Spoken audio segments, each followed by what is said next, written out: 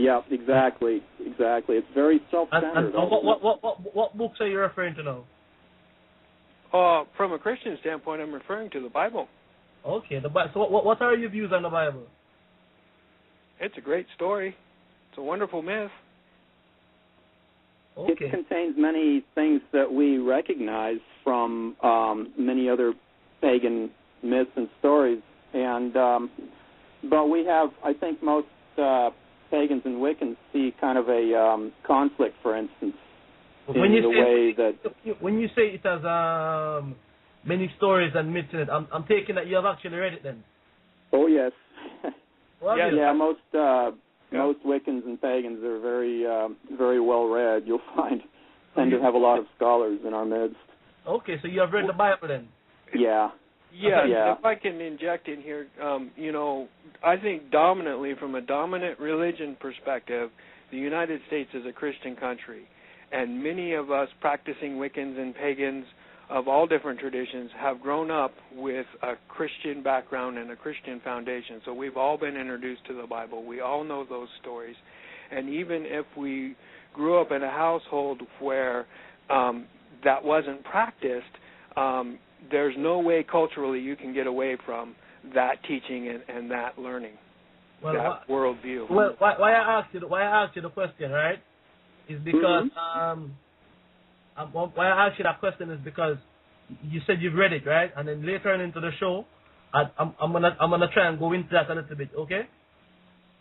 Okay, yeah. I'm gonna try and go into the Bible based on the fact that you have actually read it. You understand me? Because I know there are a lot of people out there who claim that they have been reading the Bible and they read it, and I know that you know. But being that you said you have, we're gonna go into that. All right. So what you're saying? Just one more question in regards to that. Like you say, you were brought up in a Christian home. Do you believe the people of the Bible are real? You know what? Sure. I believe that they lived at one time. Sure. Okay. I think it depends. One thing that we don't have a problem with is archaeology and the findings of science, and there are a lot of archaeological, there's a lot of evidence that, yes, some of those people are real, some maybe not, but the important point is not, we're not fundamentalists. We're not really focused on the absolute literal truth of whatever we read.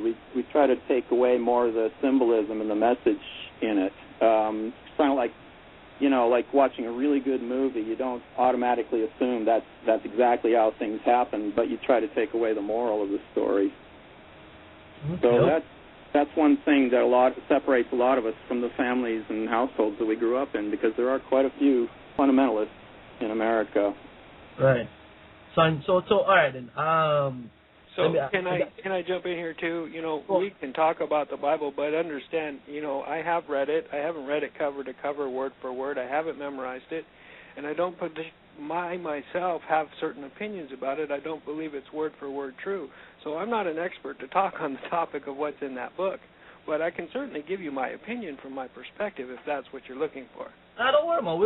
We'll go into it. We'll go into it as the show goes on. You understand? I just want, I want the listeners who are tuning in to actually to get an understanding of what you're about, what you're dealing with, and all that.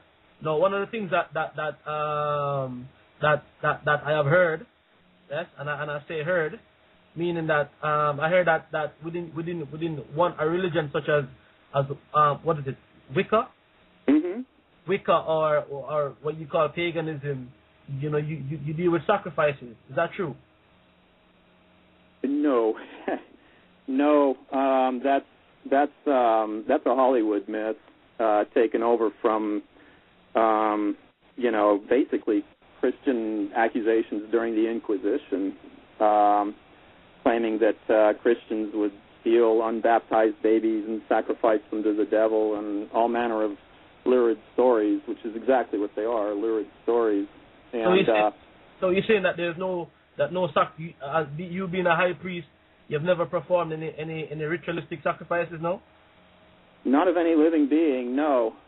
Definitely of a drop of wine that will pour out of a cup, to the gods, called a libation, or maybe a loaf of bread at a holiday, But no, we're very, Wiccans are very respectful of life. We're animists. We believe that the universe around us has soul and spirit and is alive. Even things that people don't ordinarily think of as alive, like stones and mountains and such. So we tend to be very respectful of life, and we don't know. In fact, we find it kind of ironic that people are always accusing us of sacrifice when,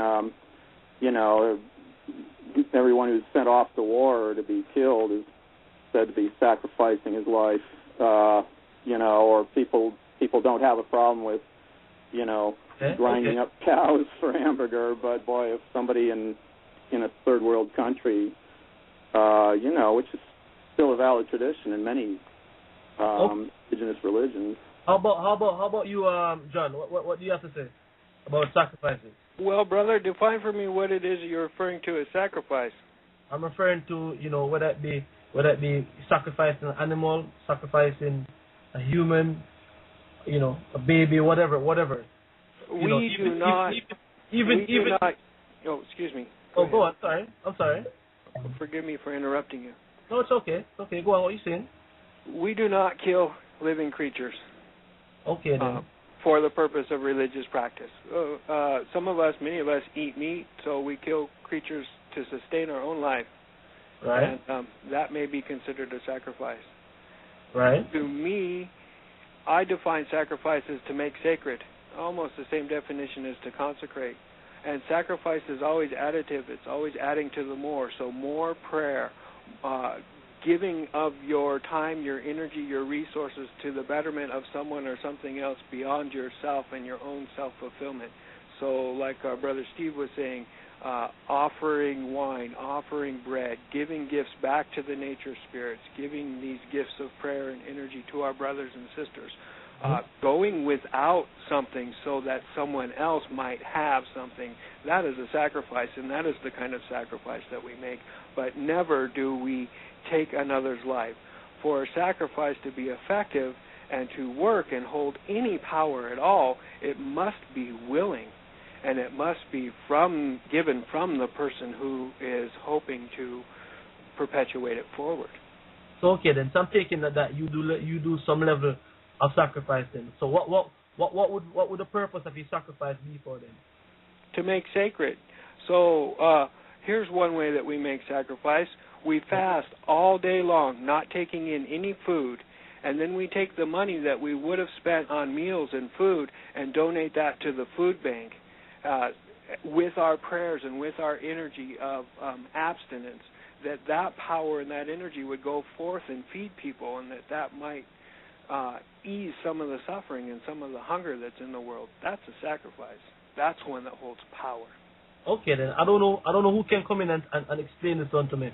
What's the origin of your religion? Where does it come from?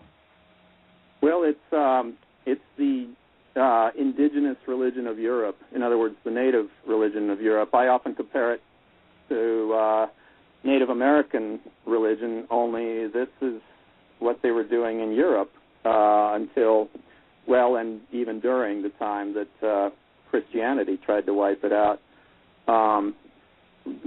Different people draw from different threads of that. Some people draw it from England. Some people draw it from Scandinavia, the Norse myths. Some people from all different cultures in Europe, but it tends to be all pretty much drawn from the pre-Christian religions of Europe. Oh, so wait. Would you agree with that, John? Yes, absolutely. Well spoken. Okay, so you said that it's from Europe. The origins of it is European. That's what you're telling me. Basically, yeah. Now, one thing about magic is it knows no national boundaries. So you'll find, we published Lady Passion and I published a book a few years ago called The Goodly Spell Book. It's a spell book, and it's still still available, by the way. But in the course of writing it and doing a lot of the research, we were just stunned again and again by how often we would find the same spells in Russian magic as we'd find in English magic, as we'd find in Sioux Indian magic. Here's one example. Everywhere you go around the world, people honor the four directions. It's just the natural thing to do. They'll honor the east, the west, the south, and the north, and they'll have correspondences with them. Like there'll be different colors, different animals that are sacred to them, maybe a little different meanings, but they're always sacred. And whenever they're cutting out, defining sacred space that they're going to do a ritual in, they'll honor each of those directions.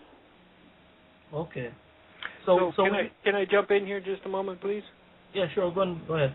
I need to get going, brother. I didn't clear much more time out of my schedule, and I need to bid you farewell. I can see that you are in very good hands with my brother Steve, who is very well spoken and represents our faith very adequately and very nobly.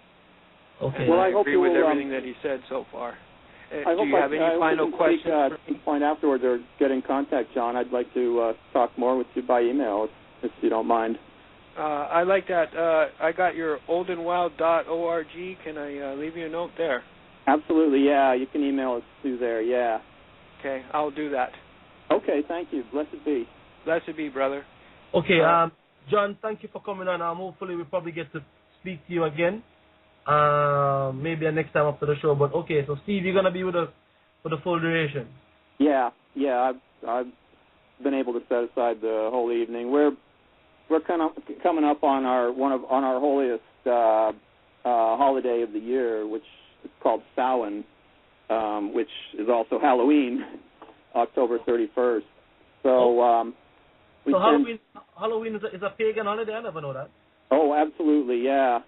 And it's and in fact, it's a lot of the fundamentalist churches here very much object to it, but yeah, you're honoring the spirits of the dead, of your dead, and of all the ones of your village, of your community, all your ancestors who came before, and that's kind of universal. Like in Mexico, the Day of the Dead, people will on that, it's like just a couple days after our Halloween, but it's the same, right around the same time. They, all their families get together and do rituals for the departed spirits of their ancestors. I thought Halloween was all about the kids and having the candy and the going around and the getting the streets and dressing up. I had no idea it had any significance. Originally, that started as as a form of offering. Well, you read different scholars have slightly different theories about it, basically, but it all seems to roll around to the children represent the spirit of new life, the new generation, and by giving them candies and gifts, you're in a way kind of honoring the spirits that have gone before, and trying to kind of make sure they don't come around and cause too much mischief. The whole thing of kids causing tricks or treats, well, part of that goes back to, you want to prevent the spirits that maybe weren't given a proper send-off from causing mischief like poltergeists do and so forth. It's said to be a time of the year when the veil between the worlds is at its thinnest. So, I find that very funny because if most of the people that I see that send the children out on Halloween, what you would call good Christian people. Now, do they know that they're sending their child out to perform in something totally opposite or contrary to what they believe? No, I don't think they think of it that way, and that's not really. I wouldn't say that's really what they're doing. That's the origin of it, and what we will do, the origin of it. It's not necessarily what people are consciously doing nowadays, but we try to be conscious about it, and do try to, when our rituals, we do try to honor the ancestors and people that have come before and given us what we have today that are no longer with us.